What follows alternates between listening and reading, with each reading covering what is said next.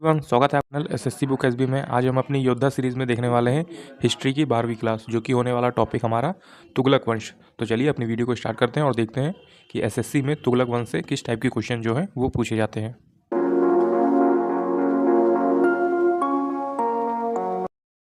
तो आइए जानते हैं तुगलक वंश के बारे में। तो गयासुद्दीन तुगलक का वास्तविक नाम गाजी मलिक था। तो आप इसे याद रखेंगे कि गयासुद्दीन तुगलक का वास्तविक नाम था गाजी मलिक और यही तुगलक वंश का संस्थापक था। तो आपने याद रखा कि तुगलक वंश का संस्थापक कौन था, तो गयासुद्दीन तुगलक था। अगला पॉइंट है, गाजी मलिक ने मंगोलों को कई बार पराजित किया और इस कारण मलिक उल गाजी नाम से प्रसिद्ध हुआ था। तो आप इसे याद रखेंगे कि गाजी मलिक था इसका गयासुद्दीन तुगलक का एक वास्तविक नाम, और इसने मुगलों को बार बार पराजित किया, इसी कारण की वजह से इसे मलिक उल गाजी के नाम से भी जाना जाने लगा। अगला पॉइंट देखते हैं, गयासुद्दीन तुगलक ने दिल्ली में तुगलकाबाद नामक शहर की नींव ढाली और तुगलकाबाद शहर को अपनी ही राजधानी बनाया। तो ये भी काफ़ी इंपॉर्टेंट फैक्ट है। जो भी अंडरलाइन फैक्ट है वो एसएससी एग्जाम्स में इससे थ्रू क्वेश्चन जो है वो पूछे गए हैं, तो आप इसको अच्छे से अपने एग्जाम्स के लिए याद रखेंगे। अगला फैक्ट देखते हैं, जो कि है गयासुद्दीन तुगलक ने सड़कों की मरम्मत करवाई एवं पुल निर्माण करवाए थे। तो आप इसे याद रखेंगे कि गयासुद्दीन तुगलक ने ही सड़कों की मरम्मत करवाई एवं पुल निर्माण कराए थे। अगला फैक्ट है हमारा, गयासुद्दीन तुगलक के काल में डाक व्यवस्था श्रेष्ठ थी, मतलब बहुत अच्छी थी। तो आप इसे याद रखेंगे कि तुगलक वंश के काल में जो गयासुद्दीन तुगलक का टाइम पीरियड चल रहा था उसमें डाक व्यवस्था जो है वो सबसे अच्छी थी। अगला है, अमीर खुसरो के अनुसार सैकड़ों पीड़ितों की पगड़ी अपने मुकुट के पीछे छुपाया रहता था, अर्थात वो बहुत बुद्धिमान था, मतलब कि बहुत विद्वान था। अगला है, गयासुद्दीन तुगलक का सूफी संत निज़ामुद्दीन औलिया से मन मुटाव था। जब सुल्तान औलिया को दंडित करने के लिए बंगाल से वापस लौट रहा था तो औलिया ने कहा था, हुनूज दिल्ली दुरस्त, अर्थात दिल्ली अभी दूर है। तो आप इसे याद रखेंगे, औलिया ने कहा था हुनूज दिल्ली दुरस्त, मतलब कि दिल्ली अभी दूर है। अगला है, जूना खान ने गयासुद्दीन तुगलक के लिए अफगानपुर के निकट लकड़ी का महल बनवाया। इसी महल के गिरने से गयासुद्दीन तुगलक की मृत्यु हो गई थी। तो आप इसे याद रखेंगे, ये भी इम्पोर्टेंट है। अफगानपुर के निकट उसने लकड़ी का महल बनवाया था और इसी महल के गिरने से गयासुद्दीन तुगलक की मृत्यु हो गई थी। और इस लकड़ी के महल का जो शिल्पकार था, जिसने इस लकड़ी के महल को बनवाया था, वो अयाज का पुत्र अहमद था। तो आपने देखा कि तुगलक वंश में गयासुद्दीन तुगलक में उसकी कुछ इंपॉर्टेंट चीज़ें जो है फैक्ट में क्या क्या थी। तो गयासुद्दीन तुगलक का वास्तविक नाम गाजी मलिक था और यही तुगलक वंश का संस्थापक भी था। फिर अगला है, गयासुद्दीन तुगलक ने दिल्ली में तुगलकाबाद नामक एक शहर की नींव ढाली और तुगलकाबाद शहर को ही अपनी राजधानी बनाई थी। फिर अगला देखा आपने कि गयासुद्दीन तुगलक ने सड़कों की मरम्मत कराई एवं पुल निर्माण कराए थे। फिर इसी के शासनकाल में, मतलब कि गयासुद्दीन तुगलक के शासनकाल में डाक व्यवस्था सबसे श्रेष्ठ थी। फिर अगला है, गयासुद्दीन तुगलक का सूफी संत निज़ामुद्दीन औलिया के मन मुटाव था। जब सुल्तान औलिया को दंडित करने के लिए बंगाल से वापस लौट रहा था तो औलिया ने कहा था, हुनूस दिल्ली दूरस्त, मतलब कि दिल्ली अभी दूर है। तो आपसे ये पूछा जाता है कि किसने कहा था कि दिल्ली अभी दूर है, तो आप कहेंगे कि सूफी संत निज़ामुद्दीन औलिया ने कहा था कि दिल्ली अभी दूर है। फिर आपने देखा कि जूना खान ने गयासुद्दीन तुगलक के लिए अफगानपुर के निकट एक लकड़ी का महल बनवाया था और इसी महल के गिर जाने पर तुगलक की मृत्यु हो गई थी, गयासुद्दीन तुगलक की मृत्यु हो गई थी। फिर हम देखते हैं अब मोहम्मद बिन तुगलक के बारे में। तो इससे भी इंपॉर्टेंट चीज़ें पूछी जाती हैं। तो आइए देखें कि मोहम्मद बिन तुगलक जो है वो कब से कब तक शासन किया था। तो अपने पिता गयासुद्दीन तुगलक की मृत्यु के पश्चात जूना खान मोहम्मद बिन तुगलक के नाम से 1325 में सुल्तान बना था। तो आप इसे याद रखेंगे कि जो मोहम्मद बिन तुगलक है वो गयासुद्दीन तुगलक का बेटा था और अपने पिता की मृत्यु के बाद जो है वो जूना खान, इसका जो नाम था ये मोहम्मद बिन तुगलक के नाम से 1325 में सुल्तान बना। इसे इतिहास में एक बुद्धिमान मूर्ख शासक के रूप में जाना जाता था। तो आप इसे याद रखेंगे कि इतिहास में इसे बुद्धिमान मूर्ख शासक के रूप में जाना जाता था। मतलब ये सोचता तो अच्छे तरीके से था कि हमारे अपनी प्रजा का भला करेंगे, पर उसका जो तरीका होता था वो काफ़ी गलत होता था, मतलब कि मूर्ख से भरा हुआ होता था। तो इसलिए बुद्धिमान मूर्ख शासक के रूप में इसे जाना जाता था। फिर इसी के बाद अगला फैक्ट है, इसका मूल नाम जूना खान या फिर जौना खान था। इसे उलुग खां की उपाधि दी गई थी। तो आप इसे याद रखेंगे कि इसे उलुग खां की उपाधि दी गई थी, जिसका मूल नाम जूना खां या जौना खान था। इसके शासनकाल में अफ्रीकी यात्री इब्न बतूता आया। इब्न बतूता को दिल्ली का काजी नियुक्त किया एवं राजदूत बनाकर चीन भेजा। तो आप इसे याद रखेंगे कि इसी के शासनकाल में जो है अफ्रीकी यात्री इब्न बतूता आया और इब्न बतूता को दिल्ली का काजी के रूप में नियुक्त किया गया और राजदूत बनाकर चीन भेजा गया था। फिर अगला है, ये काफ़ी इंपॉर्टेंट है कि वर्नी के अनुसार मोहम्मद बिन तुगलक ने 5 परियोजनाएं जो हैं वो शुरू की गई थी। तो एग्ज़ाम्स में ये 5 परियोजनाएं जो हैं वो पूछी जाती हैं कि मोहम्मद बिन तुगलक ने कौन सी परियोजनाएं शुरू करी थी। तो पहला है राजधानी परिवर्तन, फिर सांकेतिक मुद्रा का प्रचलन, फिर खुरासान अभियान, फिर कराची अभियान, फिर है 5वां 2 आब क्षेत्र में कर वृद्धि। तो ये 5 परियोजनाएं जो हैं वो मोहम्मद बिन तुगलक ने स्टार्ट किया था, शुरू किया था। तो आप देख सकते हैं कि पहला है राजधानी परिवर्तन, दूसरा है सांकेतिक मुद्रा का प्रचलन, तीसरा है खुरासान अभियान, चौथा है कराची अभियान और 5वां है 2 आब क्षेत्र में कर वृद्धि। अब देखते हैं मोहम्मद बिन तुगलक ने देवगिरी नाम जो बदलकर दौलताबाद कर दिया था और इसे अपनी राजधानी बनाई थी। आपने याद रखा कि मोहम्मद बिन तुगलक ने देवगिरी का नाम बदलकर दौलताबाद कर दिया था और इसे अपनी राजधानी बनाई थी। फिर अगला है विद्रोह के कारण शीघ्र ही दक्षिणी क्षेत्र सल्तनत से बाहर हो गए और देवगिरी की राजधानी बनाए गए जाने पर औचित्य समाप्त हो गया था। 1335 ईस्वी में दिल्ली पुनः राजधानी बनी। तो आप इसे याद रखेंगे कि पहले जो मोहम्मद बिन तुगलक की राजधानी थी वो दौलताबाद थी, फिर उसके बाद 1335 ईस्वी में फिर से वो पुनः राजधानी दिल्ली बन गई। फिर है सांकेतिक मुद्रा का प्रचलन।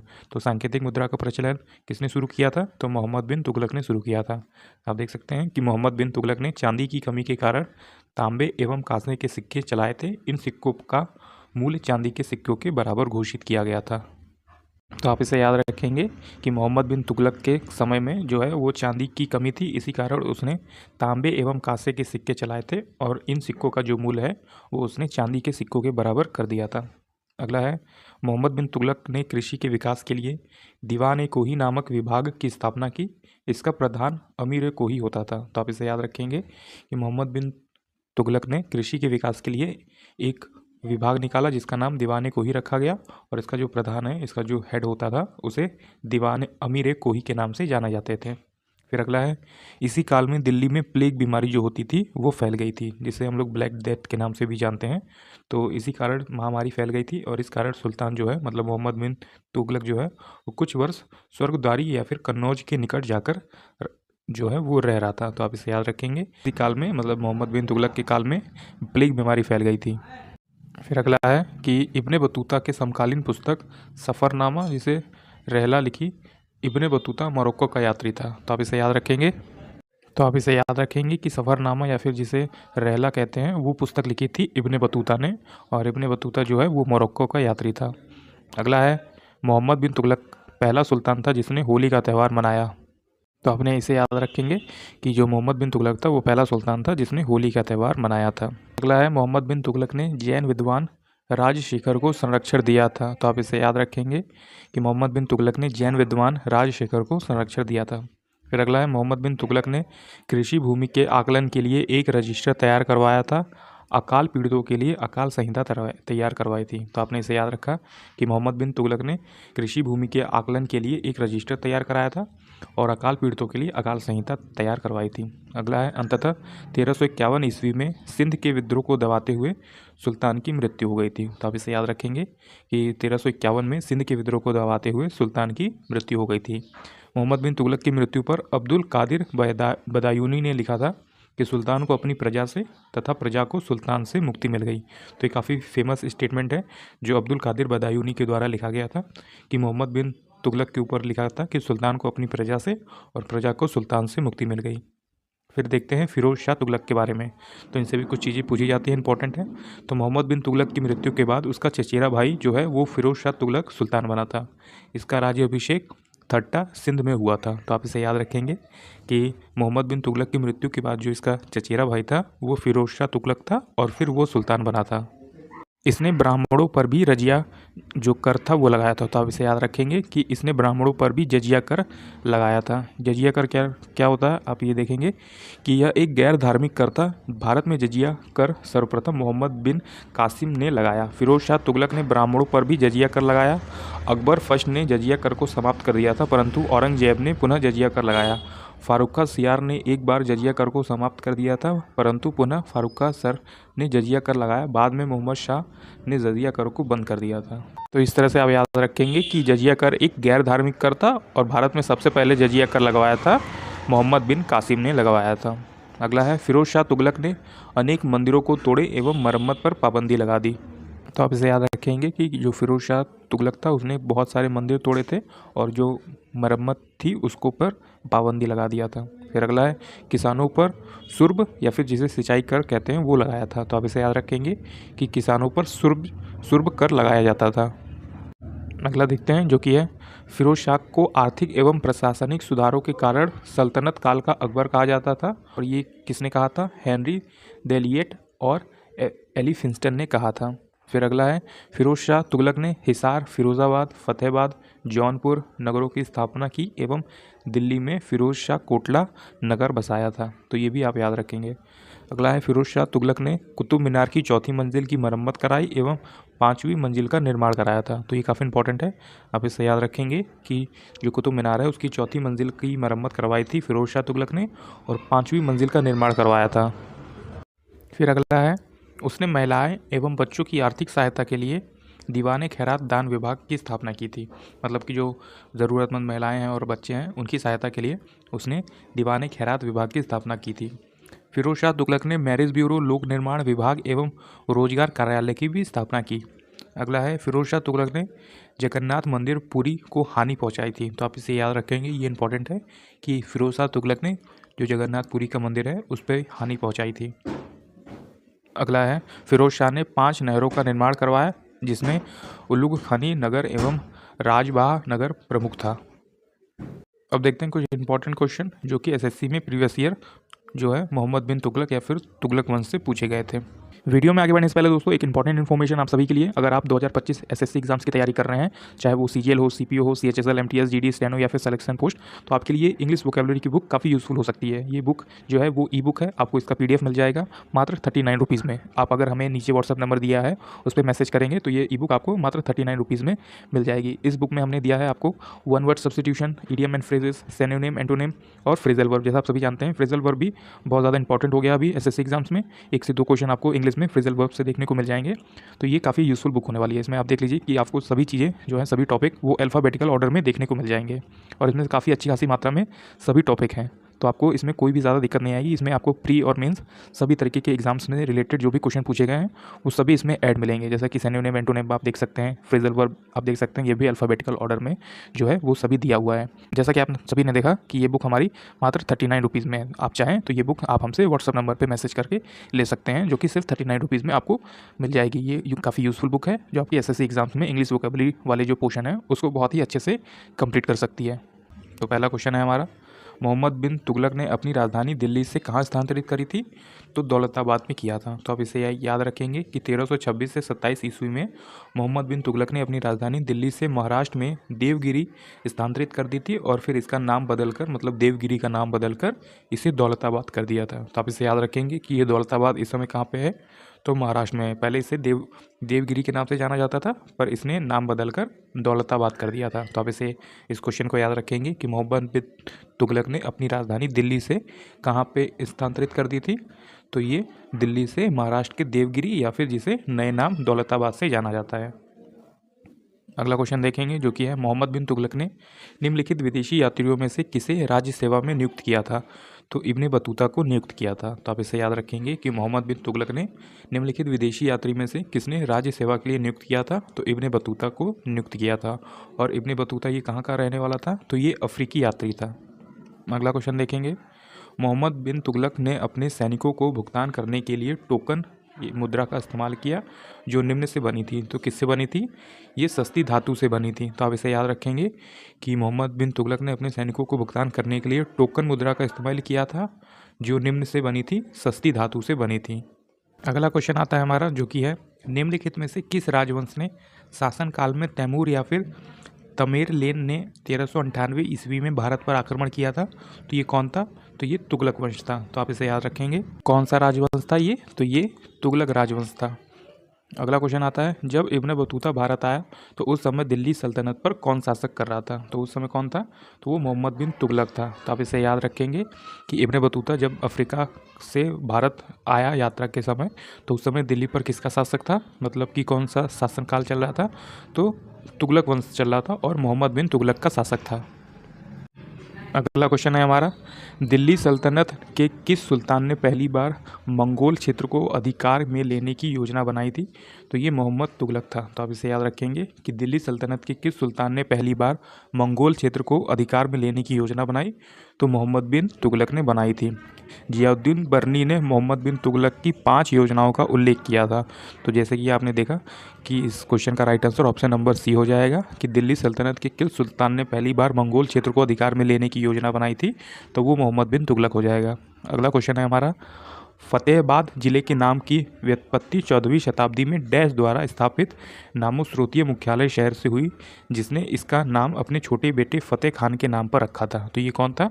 तो ये फिरोज शाह तुगलक था। तो आप इसे याद रखेंगे कि फतेहाबाद जिले के नाम की व्युत्पत्ति 14वीं शताब्दी में फिरोज शाह तुगलक के द्वारा जो है वो की गई थी, और इसने अपना जो छोटे बेटे का नाम है उसके नाम पे रखा था। अगला क्वेश्चन देखते हैं, जो कि है, मध्यकाल से भारत आने वाले विदेशी यात्री इब्न बतूता डैश से आया था? तो ये कहाँ, किस देश से आया था? तो ये अफ्रीका के मोरक्को प्रदेश से आया था। तो आप इसे याद रखेंगे कि ज़्यादातर ये मोरक्को से क्वेश्चन पूछा जाता है। अगर आपसे देश पूछ लिया जाए या फिर कॉन्टिनेंट पूछ लिया जाए तो ये अफ्रीका हो जाएगा इसका राइट आंसर। तो आपने इसे याद रखा कि जो इब्न बतूता था वो मोरक्को का निवासी था, और ये मोरक्को प्रदेश जो है वो अफ्रीका में पड़ता है। अगला है, मोहम्मद बिन तुगलक ने अपनी राजधानी को दिल्ली से बदलकर कहाँ बनाई थी?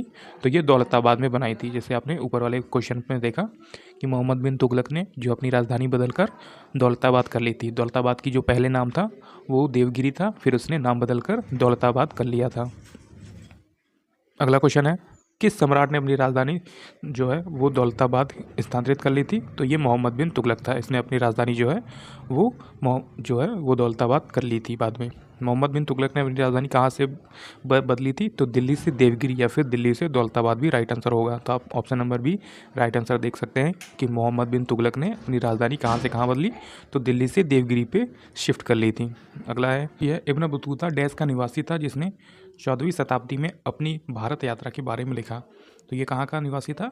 तो ये मोरक्को का था, और मोरक्को जो है वो अफ्रीका में पड़ता है। तो आप इसे याद रखेंगे कि इब्न बतूता मोरक्को का निवासी था।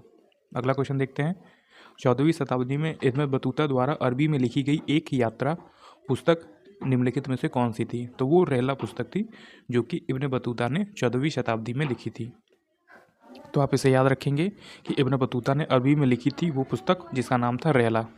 अगला क्वेश्चन आता है हमारा, किसी भारतीय शासक ने इब्न बतूता को काजी या दिल्ली का न्यायाधीश नियुक्त किया था? तो ये कौन सा था राजा? तो ये था मोहम्मद बिन तुगलक, जिसने इब्न बतूता को काजी या फिर दिल्ली का न्यायाधीश नियुक्त किया था। तो आप इसे याद रखेंगे कि मोहम्मद बिन तुगलक ने इब्न बतूता को दिल्ली का न्यायाधीश नियुक्त किया था। अगला क्वेश्चन आता है हमारा, 14वीं शताब्दी में मोरक्को के यात्री इब्न बतूता को किसके शासनकाल में भारत का दौरा किया था? तो मोहम्मद बिन तुगलक के शासनकाल में इब्न बतूता जो है वो भारत आया था मोरक्को से। अगला है, तैमूर लैंग ने किस वर्ष भारत पर आक्रमण किया था? तो 1398 में किया था। तो आप इसे याद रखेंगे कि तैमूर लैंग ने किस वर्ष में भारत पर आक्रमण किया था? तो ऑप्शन नंबर बी 1398 में किया था। अगला क्वेश्चन आता है आज का हमारा लास्ट क्वेश्चन, तैमूर द्वारा डैश ईस्वी में दिल्ली पर किए गए आक्रमण को तुगलक साम्राज्य के अंत के रूप में देखा जाता है। मतलब कि तैमूर लंग ने आक्रमण किया था और फिर जो तुगलक साम्राज्य चल रहा था उसका अंत किया तैमूर लंग के द्वारा। तो ये कब हुआ था? तो 1398 ईस्वी में हुआ था। तो आप इसे याद रखेंगे कि तैमूर द्वारा जो है 1398 ईस्वी में दिल्ली पर किए गए आक्रमण को तुगलक साम्राज्य के अंत के रूप में देखा जाता है। तो ऑप्शन नंबर बी 1398 में तैमूर लंग ने आक्रमण किया, जिससे तुगलक वंश जो है वो उसका अंत हुआ। अगर दोस्तों आपने हमारे यहाँ तक वीडियो देख ली है तो हमारी इस वीडियो को एक लाइक ज़रूर कर दीजिएगा, और अपने आने वाले एसएससी एग्ज़ाम्स के लिए हमारे चैनल एसएससी बुक एसबी को भी ज़रूर सब्सक्राइब कर लीजिएगा। हम ऐसे ही यूज़फुल वीडियो लेके आते रहते हैं जो आपके एग्ज़ाम्स टाइम में काफ़ी हेल्प करेगी। तब तक पढ़ते रहिए और हमेशा अपने लक्ष्य की तरफ आगे बढ़ते रहिए।